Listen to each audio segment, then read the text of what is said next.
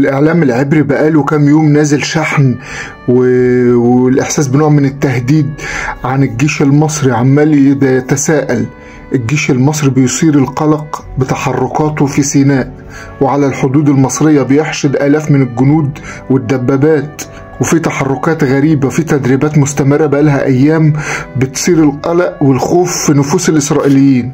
كلام قالته مصادر تابعة للاستخبارات الإسرائيلية إن الجيش المصري في حالة استنفار قصوى، وإن في شيء غريب بيحصل هم مش فاهمين فيه إيه.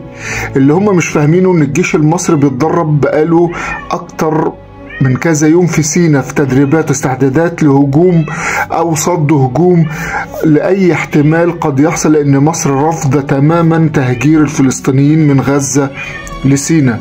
واعتقد ان دي رسالة واضحة وقوية جدا لإسرائيل واللي وراها، ان مصر مش هتقبل بتاتا بتهجير الفلسطينيين مهما كانت الثمن او النتيجة للقرار ده، وان مصر مستعدة تقف ورا كلامها حتى لو ادى الموضوع للحرب، لان ده امن قومي ما فيهوش تهريج.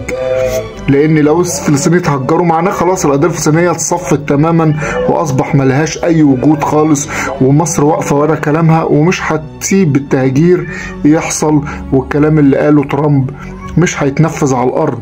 والجيش المصري قوي جدا جدا جدا، فما بالك اسرائيل اللي خارجه في حرب مع حماس مستنزفة على عدة جبهات، والجيش عندهم آلاف الضباط والجنود بيتعالجوا نفسيا أصلا، فما بالك بقى لو دخلوا في مواجهة عسكرية مع جيش منظم قوي وكبير زي الجيش المصري. مش هيقدروا علينا.